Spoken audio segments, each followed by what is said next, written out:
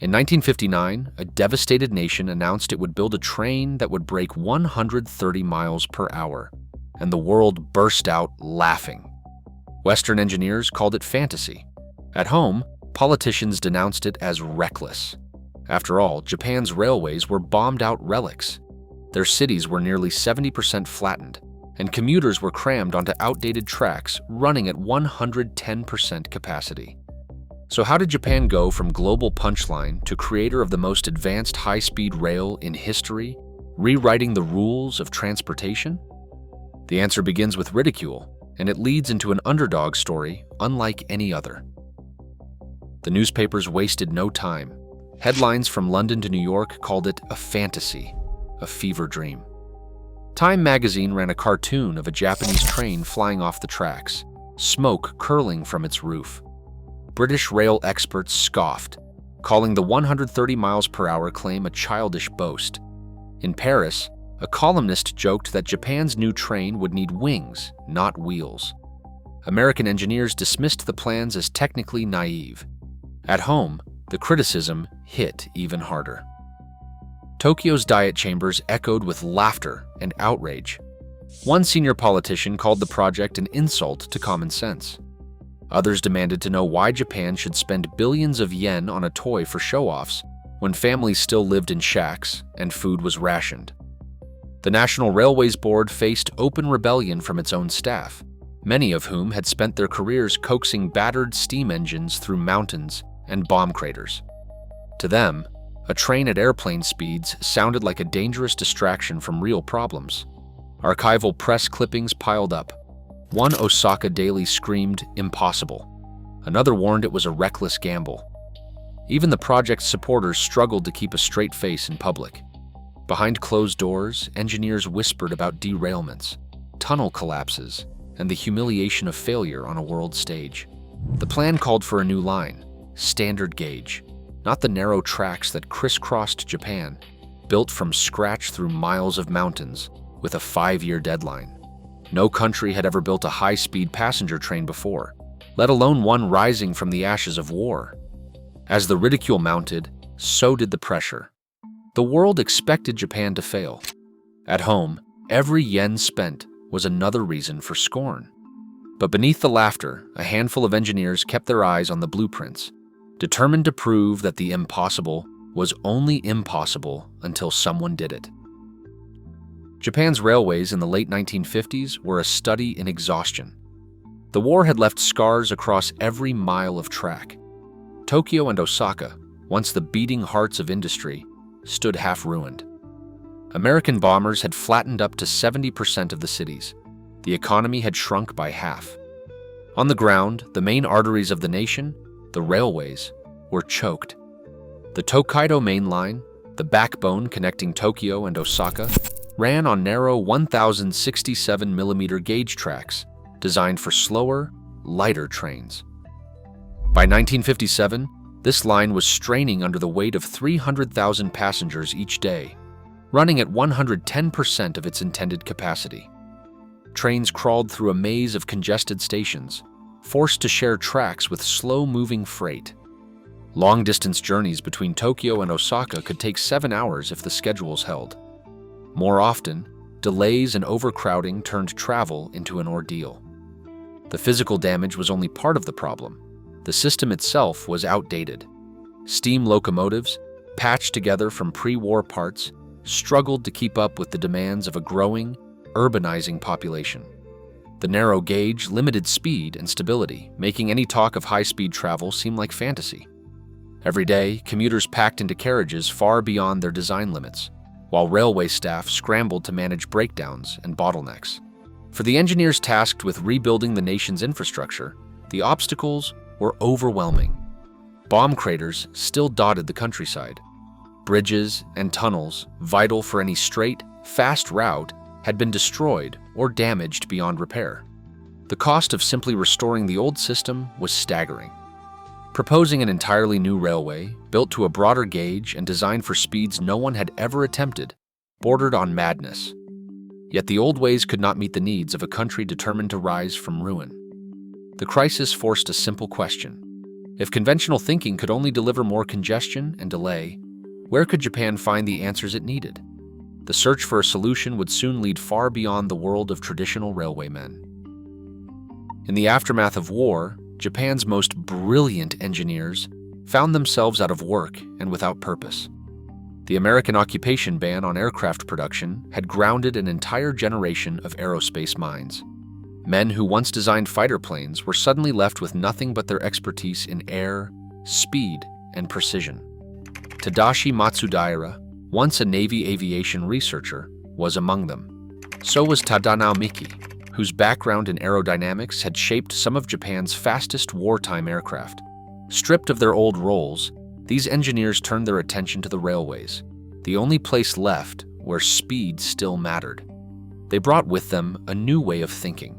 Instead of brute force and heavy steel, they talked about drag, airflow, and vibration. Miki set up wind tunnel experiments at the Railway Technical Research Institute, testing scale models of train bodies against the invisible hand of the air. Matsudaira applied his expertise in vibration control, a skill honed on propeller blades, to the challenge of keeping train cars stable at unprecedented speeds. The results were more than theoretical. Every data point from those wind tunnels shaped the body of the new train. The pointed nose cone, so striking and so alien to railwaymen, was born from these tests.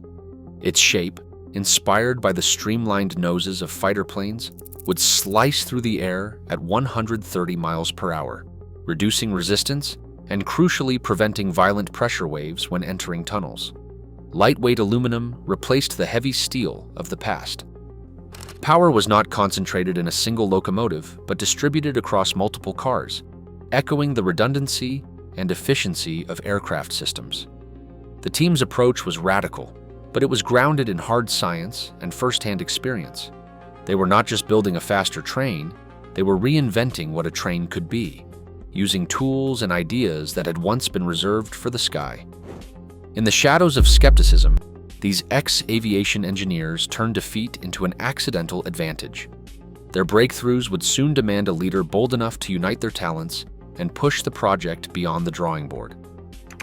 Hideo Shima was born in 1901, the son of a railway pioneer who helped lay Japan's first tracks. From childhood, he was steeped in the rhythms of steam and steel, learning the language of locomotives before he could even write his name. By 1925, he had joined the Ministry of Railways as a young engineer, already dreaming of faster, safer trains that could knit the country together. For decades, Shima's reputation grew, part inventor, part perfectionist, always pushing for more than the system allowed.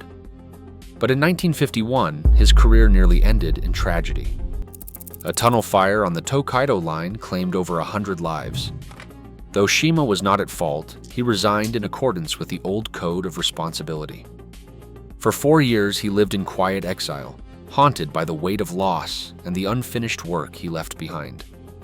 Those who knew him said he never stopped sketching ideas in the margins of newspapers, always searching for a way to build something better. Then came Shinji Sogo.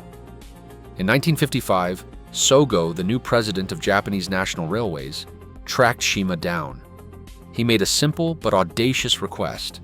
He asked Shima to return and help build a railway that would defy everything the world believed about Japan. The assignment was as bold as it was unforgiving. A high-speed line from Tokyo to Osaka, 320 miles through mountains and cities, ready in time for the 1964 Olympics.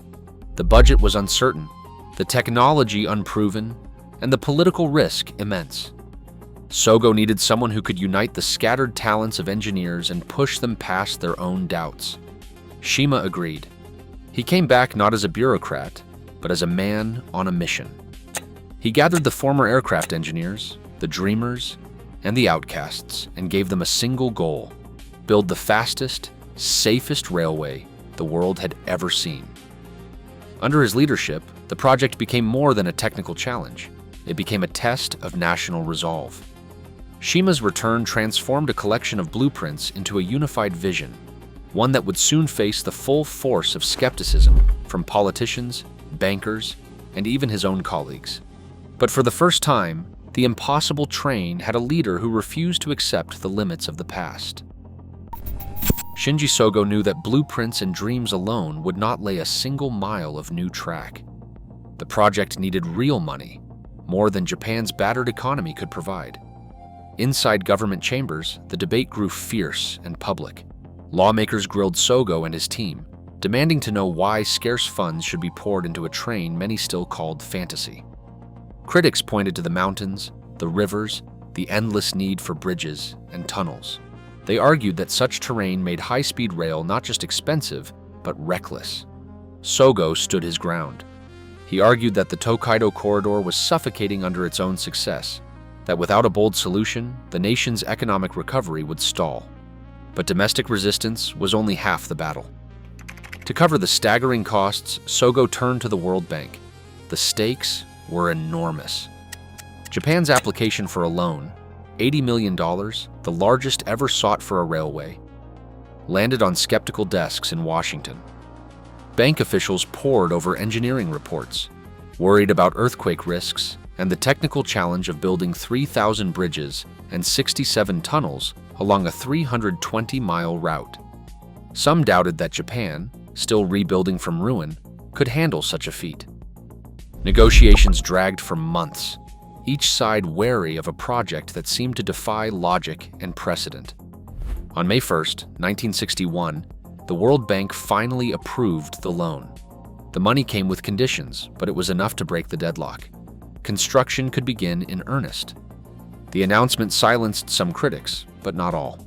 In Parliament, opponents continued to attack the project as a reckless gamble. For Sogo and his supporters, every yen spent felt like walking a tightrope with the world watching.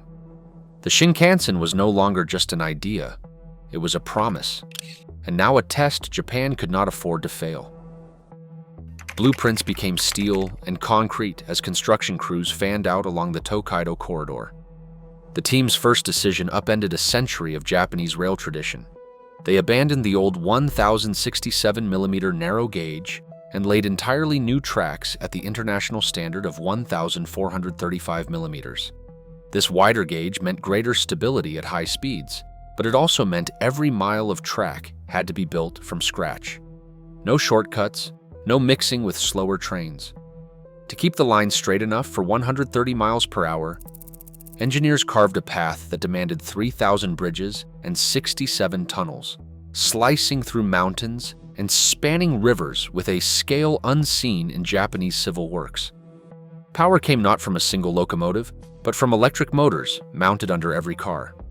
This electric multiple-unit design, borrowed from aircraft redundancy, allowed the train to accelerate smoothly and maintain speed even if one motor failed. The result was a train that could climb grades, round gentle curves, and stop with precision, crucial for a nation prone to earthquakes. Safety was engineered into every system. Automatic train control, a computerized network of sensors and signals, replaced the fallible eyes of human drivers. The system could sense a train moving too fast and trigger emergency braking before disaster struck. For the first time, level crossings where tracks met roads were eliminated entirely. The Shinkansen would never stop for traffic, never risk a collision with a truck or pedestrian. Air suspension and air conditioning turned the cabins from rattling boxes into smooth, quiet spaces, comfortable even at 210 kilometers per hour. Each innovation carried a price. Every bridge, every tunnel, every kilometer of new track pushed the budget higher. But the engineers pressed on, convinced that only by rewriting the rules could they deliver the speed and safety Japan demanded. The money ran out long before the track was finished. What began as a 200 billion yen project soon ballooned to nearly 380 billion yen, almost double the original estimate. Every new bridge, every tunnel bored through bedrock drove the cost higher. Newspapers splashed the numbers across their front pages. In the Diet, lawmakers pounced, accusing the railway of deception and reckless spending. Angry questions echoed through Parliament. Who would answer for the spiraling debt? Who had gambled the nation's future on a train most had called impossible from the start? The scandal grew too loud to ignore. In 1963, Hideo Shima handed in his resignation. He took the blame for the overruns, bowing out with the same sense of duty that had driven him for decades. Shinji Sogo, the president who had believed in the dream, resigned alongside him. Neither man would see the project through to the end. The two visionaries who had carried the bullet train from fantasy to reality were forced to step aside, their reputations battered. As construction pressed on, the dream of the Shinkansen moved forward without its creators. October 1st, 1964. 9 days before the world's eyes turned to Tokyo for the Olympic Games, Emperor Hirohito stepped onto the platform at Tokyo Station. The air buzzed with anticipation as banners fluttered and cameras clicked. The moment had arrived. The launch of the Shinkansen, the world's first high-speed train. Painted in crisp ivory and blue, the Hikari train waited under the morning sun, its aerodynamic nose gleaming like a promise. Dignitaries lined the tracks, and crowds pressed against the barriers for a glimpse of the future. At precisely 6 in the morning, the first bullet train slipped away from the station, bound for Osaka at speeds no one had ever seen on rails. But Hideo Shima, the man who had shaped every line of that train, was nowhere in sight. His name was missing from the program. His invitation never came. After years of sacrifice and scandal, he watched the ceremony from afar, reduced to a spectator as his 40-year dream roared to life without him. The country celebrated. The world took notice. For Shima, the triumph was bittersweet. The impossible train had arrived, but its visionary stood in the shadows, unseen. Since 1964, the Shinkansen has carried more than 6.4 billion passengers, enough to circle the globe 100 times over. Not a single life has been lost to a collision or derailment. Trains thunder between Tokyo and Osaka more than 280 times every day, yet the average delay across the entire system is less than 1 minute. What began as a 4-hour journey now takes just 2 hours and 15 minutes. The world's first high-speed rail became the world's most reliable, safest, and most imitated. In 1981, France launched the TG5, built on lessons learned from Japan's so-called fantasy. Germany, Spain, and China followed, each tracing their fastest trains back to the blueprints drawn in post-war Tokyo. Hideo Shima, once forced into the shadows, was awarded the Order of Cultural Merit in 1987. When he died in 1998 at age 96, he was honored as the father of a revolution that changed how nations move. Every day, over 1,000 high-speed trains race across Japan, faster, safer, and more punctual than anywhere else on Earth. As cities worldwide struggle with congestion and climate change, the Shinkansen stands as proof that today's impossible idea could be tomorrow's new normal. Sometimes the boldest solutions begin where others see only defeat. What future breakthrough are we still underestimating? Let me know your thoughts down below.